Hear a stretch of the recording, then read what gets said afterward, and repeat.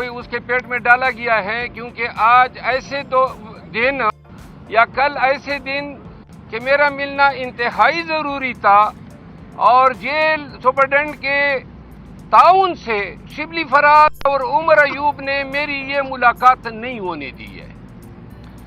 آج میں 2-3 اعلانات کرنا چاہتا ہوں۔ سب سے پہلی بات یہ ہے کہ شبلی فراز نے خان صاحب کو کہا ہے، پہلے انہوں نے کہا عمر ایوب اور شبلی فراز نے کہ نون کہتی ہیں کہ اگر ان کو آپ یہ کمیٹی دیں گے تو یہ ہمیں قبول نہیں ہے، تو یہ پھر ہم کسی اور پارٹی کو دے دیں گے۔ اچھا، اور اس میں کوٹ کیا گیا خواجہ آصف صاحب کو اور اسپیکر صاحب کو۔ بعد میں ان دونوں نے تردید کی اور انہوں نے کہا جی آپ کے اپنے لوگ آپ کی ٹانگیں کھینچ رہے ہیں۔ پھر اب میں ذرا آج 2 دن قبل پتہ چلا کہ شبلی فراز صاحب نے خان صاحب کو کہا ہے کہ سعودی سفیر نے کہا ہے کہ اگر ان کو آپ بنائیں گے تو ہمارے آپ کے تعلقات ٹھیک نہیں رہیں گے۔ اب یہ بہت بڑی بات ہے، اگر سعودی حکومت کو پرابلم ہے تو میں خان کے لیے قطعاً پرابلم پیدا نہیں کروں گا، تو لہذا خان صاحب مجھے اس ریس سے آؤٹ ہی سمجھیں۔ مجھے کوئی ایسی کمیٹی کی چیئرمینی ہی نہیں چاہیے جہاں سعودی حکومت کا یہ تقاضا ہو تو کہیں کہ جناب ان کو آپ نہ بنائیں۔ اب یہاں پہ 2-3 چیزیں پی ٹی آئی کے لوگوں کو اور پاکستانیوں کو میں بتانا چاہتا ہوں۔ پاکستان تحریک انصاف کو اس وقت میں نے اٹھایا جس وقت یہ مردہ گھوڑا بن چکا تھا، خیبر پختونخوا سے لے کر سندھ تک عوام کے، اور یہ سارے چھپے ہوئے تھے جو آج پارٹی کے کرتا درتا بن گئے ہیں اور بلوں میں چھپے ہوئے تھے۔ اور اس کے بعد ہر ایک امیدوار کو لے کے اس کے حلقے میں گیا، پارٹی کے لیے سب خدمات جو خان نے مجھے تفویض کی میں نے انجام دی۔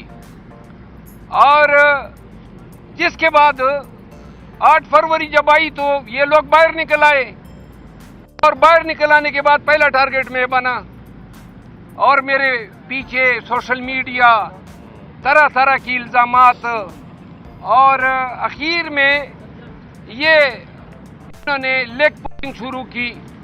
خان صاحب کو میں بتاتا گیا کہ یہ کر رہے ہیں۔ آج 2-3 اعلانات میں کرنا چاہتا ہوں۔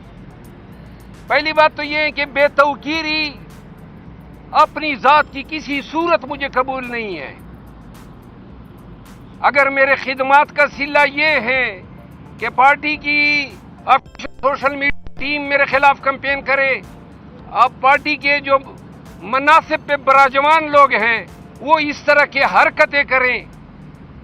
پولیٹیکل کمیٹی کو خان نے اس دن بیرسٹر گور صاحب کے ذریعے یہ مسئلہ فائنل کرایا، تو انہوں نے کہا جی پولیٹیکل کمیٹی میں ووٹنگ کراتے ہیں نہ میں پولیٹیکل کمیٹی کا ممبر خان نے مجھے بنایا تھا، جبکہ یہ عمر ایوب صاحب نے بڑی اصرار کیا تھا کہ اس کو نہ بنائیں۔ تو وہاں پہ ووٹنگ کرائی گئی اور نہ مجھے اس کا علم تھا، 3 دن پہلے سے کمپین کی گئی، اور ووٹنگ کے بعد جناب علی کل یہ یا ان کے گماشتے وکیل جو تھے وہ گئے اور خان کو بتایا کہ جناب پولیٹیکل کمیٹی نے تو ووٹنگ جو ہے اس طرح کر دی ہے۔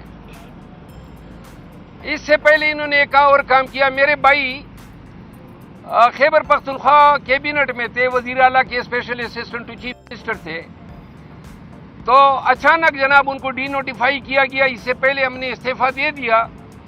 اتنا حق تو میرا بنتا تھا کہ اگر آپ نے نہیں رکھنا تھا تو اس کو آپ ریزائن ہی کروا دیتے، استعفیٰ بھیجا ہوا تھا۔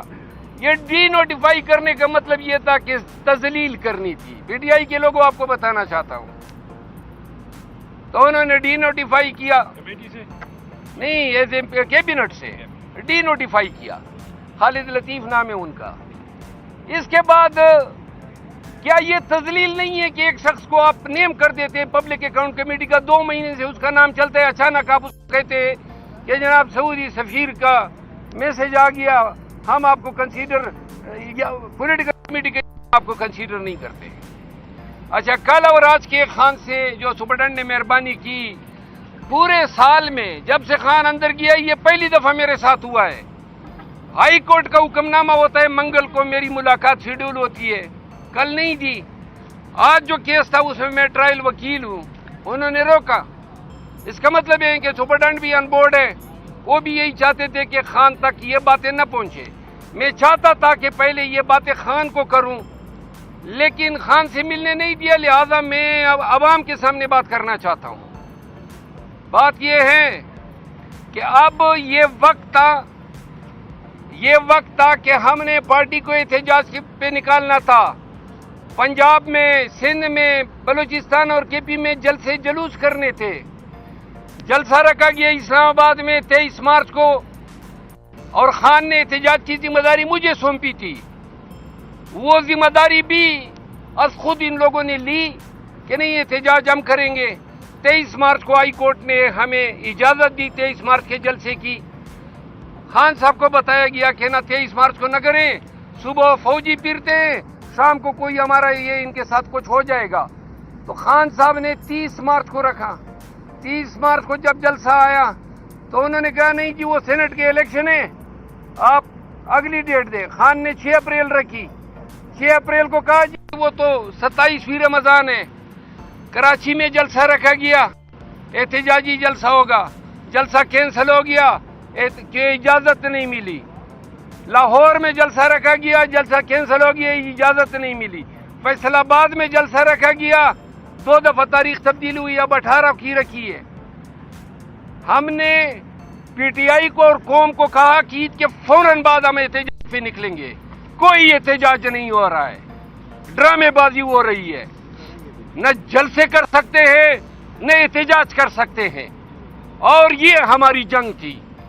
خان احتجاج چاہتا ہے، میں احتجاج چاہتا ہوں، لیکن جو قیادت کو اب ذمہ داریاں سونپی ہے، تو لہذا اگر پارٹی مجھے بنڈن کرنا چاہتی ہے تو مجھ پہ الزامات لگے خان کی جگہ لینا چاہتا ہے، وہ بھی سن لیں. میں اگر کسی کی جگہ لینا چاہتا تو خوشامد کرتا جو یہ کرتے ہیں. میں نہ خوشامد والا ہوں، خان کے احتجاج کا سپاہی ہوں. خان کی رہائی اور مینڈیٹ کی ریکوری بغیر احتجاج کے ممکن ہی نہیں ہے. مزید حالات حاضرہ سے باخبر رہنے کے لیے ہمارے channel I point T V کو سبسکرائب کریں.